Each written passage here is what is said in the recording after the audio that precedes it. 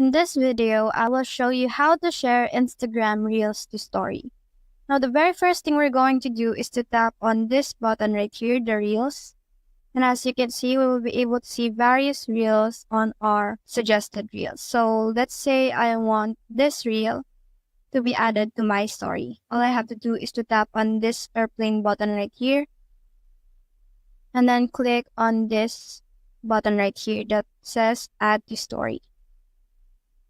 Now, once we added this to our story, we can always resize it, or we can add text to it. We can add music, and we can also mention. We can pretty much do anything like a normal story has. And then once we're done, all we have to do is to hit on this button right here and click on share.